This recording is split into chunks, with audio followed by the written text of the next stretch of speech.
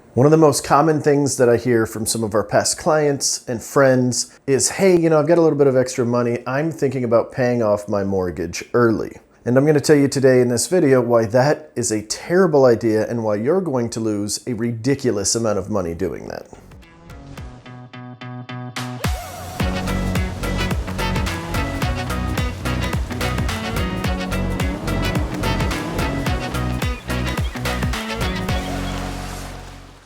What is going on? My name is Andrew Armonger with the Emerald Group here at eXp Realty in the Florida Panhandle. And in today's video, we're going to be talking all about paying off your mortgage early and why that's probably not the best idea for you. If this is your first time to our channel and you want to find out everything there is to know about buying a house in Florida or the Florida Panhandle in general, maybe you're just curious about it, well, make sure you hit that subscribe button and tap that little bell so that you'll be notified every single time we do a new video. And we are getting calls, texts, and emails all the time of people wanting to move to our area, so we can definitely help with that. But let's go ahead and jump into the content. There is a lot of financial advice around paying off your home early and not having any debt. And although that is not the worst strategy you can do with your money, it is most definitely not the best strategy. Now, for a lot of people, this advice is given to the masses in hopes that they're going to start making better choices and then eventually figure out better ways to use their money. It's not a bad idea at all to put a little bit of extra into your properties. But all in all, if you take that same money and do some other things with it, it'll actually net you more in the long run.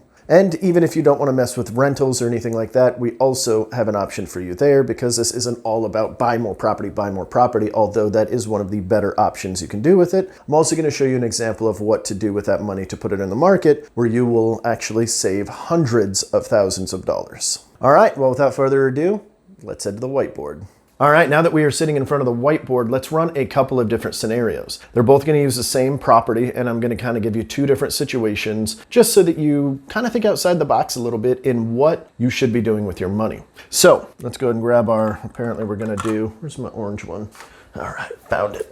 We're going to do orange for the first one. So let's say that you have $200 extra to play with that you feel comfortable investing in whatever, right? And you're thinking, well, I'm gonna put this toward my home that's gonna pay down my principal and interest, and it's gonna lower my payments by like 8 years and 3 months. It's somewhere in there, 8 years and 3 months, 8 years and 5 months are what the calculators are telling me. Of course, there's nuances and stuff, but let's go ahead and say it's a $200,000 home. Okay, that is what they currently owe on it. Maybe they bought it 5 years ago at $250, and this is the payment. Like, there's so many different scenarios, but let's say they owe $200 on it, and that's the mortgage that they're paying on. Maybe they just refinanced or something like that, and that's where they got the extra $200. I don't know what the situation is, but just giving it to you. So this means their payment is, oh, actually should be closer to $1,200. Sorry about that. So roughly around $1,200 with taxes and insurance. This is not just the mortgage. The mortgage is actually probably closer to about $1,000, maybe $1,050. But I just want to,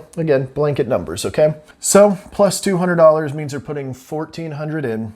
And this would give you over a period of 22 some odd years before you pay this thing off completely. So this same $1,400 is now going to pay this $200,000 down.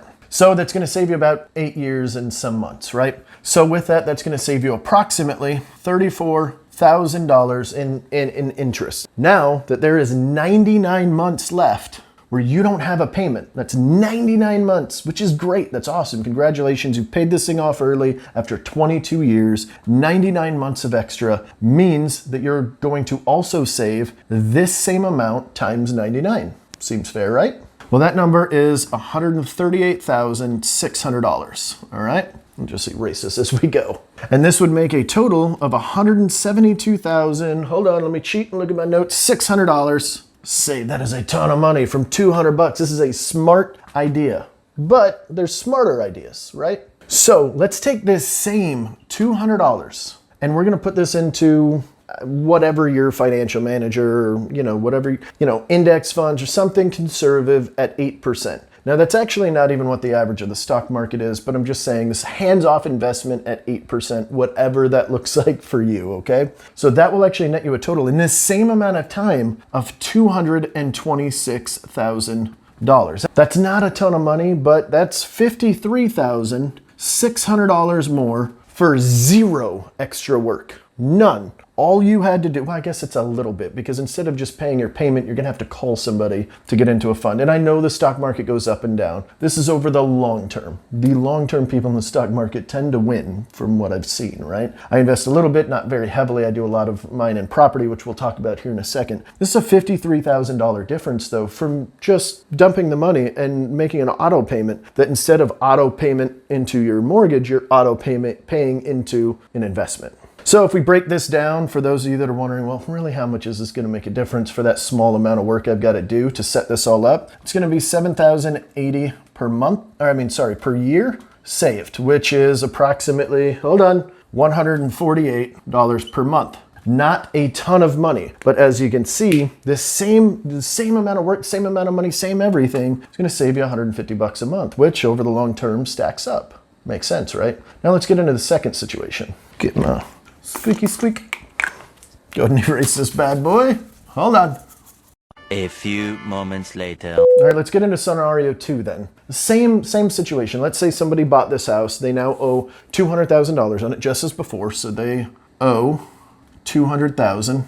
And bear with me on this one. This one's going to be a little bit more math intensive, but it showcases the real power of doing something like this, particularly if you're trying to build long-term wealth. Okay, now this one does involve a little bit of extra work. You're going to probably have to hire a property manager, as you will see here in a second, because this situation will be if you were going to turn the same kind of money into rentals. We're going to change it up just a little bit to make the numbers a little bit more, make them make sense a little bit more. All of the numbers that I'm about to go over right now is an actual scenario of one of my clients. This is no kidding, like verbatim what it is. He actually paid for a house at $232,000, and he now owes about $200,000 on it. And so this is that entire scenario. The property is worth approximately $360,000 now. Now, of course, there's been a few years, but let's say he refinances this and now owes $200,000 on his $360,000 property, and he wants to go ahead and take a cash out refinance or a HELOC on it. I'm not going to go into the details of those, but these are options you can do on your property.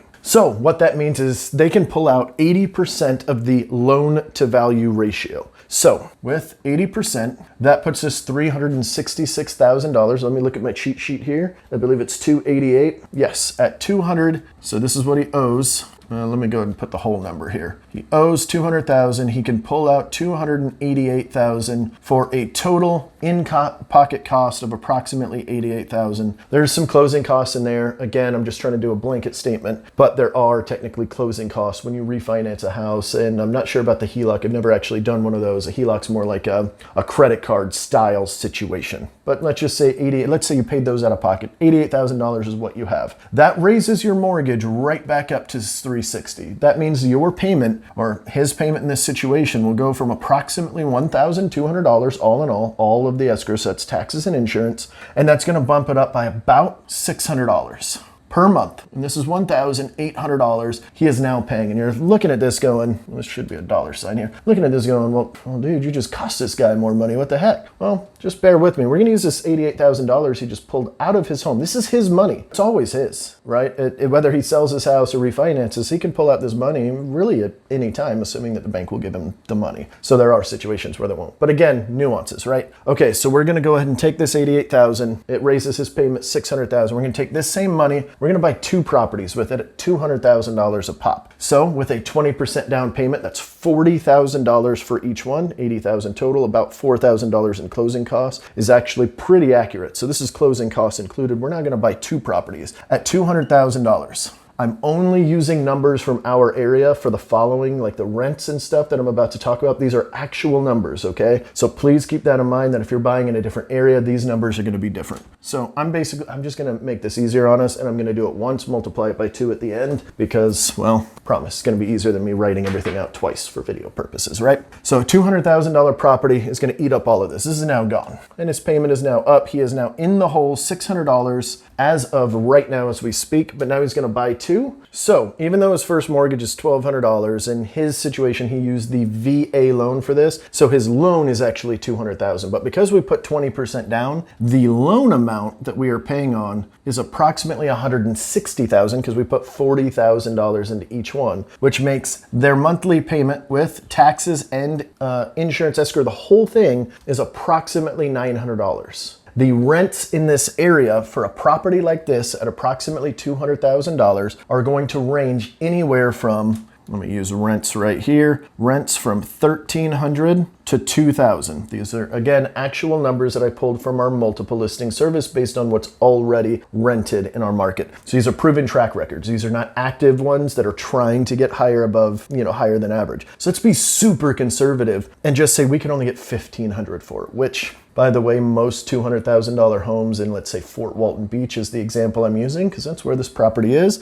actually closer to $1,700 or $1,800 if it's a, fairly upgraded home, which his is. But let's say they're not. Let's say they're dated. We can only get $1,500 for. So we now put renters in at $1,500. I'm not going to account for vacancy rates and things like that because the number is so staggering, it's not going to matter. That means you are now making, or he is now making, $600 on this property. He's lost $600. Now he's making $600. Oh, and by the way, we haven't multiplied this yet, so this is going to happen twice. So times 2 is $1,200. So plus $1,200. Very simple. You see exactly where I'm going with this. That is a net profit of $600 per month. Now, using the same kind of strategies we talked about before, whether you're putting it into the market or putting it into your next property, this is now $7,200 a year that you didn't have. So you can see where this starts steamrolling, because if this happens, let's say $7,200, $7,000 for easy numbers, there's vacancy rate, there's maintenance you've got to do. Heck, let's move it down to $600 or $6,000 just to be really conservative for everybody. That means in approximately 6 to 7 years, you get to do this whole thing all over again. Now I know the prices will change, but so will the rents. So your buying power of all of this is probably going to be about the same. So when you do that, that's going to bump this up to $1,200 per month, right? And then you multiply that by 12. Now you've got $14,000 to play with. Now you buy one in about 3 to 4 years. And then your next one in 1 to 2, then every 2 months. So if you want to build a rental portfolio, this is a great way to do it. Now, a rental portfolio is not necessarily for everybody because there is some work that involves, or that is involved with it. Now you can cut in your profits a little bit and get a property manager to handle all of this. So if you're paying a property manager 10% of what you're asking, they're taking about $300 per month out of this $600, and you don't have to do anything other than pay for the repairs, which is still something to consider. But all in all, this is taking the same money, the same everything that you would generally do. Instead of paying off your mortgage earlier, actually use your mortgage to your advantage and buy more rental property that is making you more money. This is a very conservative situation. This is just refinancing something they've already got. There's nothing different being happened other than you need to pay for the closing costs to close on this property or use your proceeds, which is actually how most refis are done anyway. If you do a cash out refi, it costs you $4,000. Instead of $88,000, they'll give you $84,000. So there might be a little bit of money involved, but if you buy one at $190,000 and another one at $200,000, it's all going to even out. But the point of this is a pretty staggering number. For doing the same kind of thing, they pulled out from something they already had. It's already their money. It's just sitting there. It's just not in a bank. It's in their property. So don't be afraid to use that if that's what you want to do. Of course, if you've got a financial manager or something like that, run this kind of stuff by them. They might have better ideas. They might have different ideas. They might have a different situation for you. So those are just 2 different examples you can do with your properties instead of paying them off early. Because as you can see, we could run the same numbers. And in fact, I did, and I probably shouldn't have, which is why I had to keep looking down because I went a little bit too far. And I went super nuanced. I went to every little thing. I paid, taxes and vacancy rates and all of that. And the numbers are still pretty staggering. So at the end of the day, my point with all of this is be a little bit creative with your finances. Be a little bit creative with what you got going on. You can actually stack your money a lot faster. This is stuff that I wish more people talked about and they don't. But luckily, we live in the information age where there is tons of content just like this. And you can go ahead and Google this kind of stuff and you'll see it all over the internet. Anyway, that's all I got for this week. Thanks so much for watching. And of course, as always, if you have any comments, please put them down below. Good, bad, or ugly. We like talking to you guys. And of course, if you like this video, hit that like button and we'll see you next week. See ya.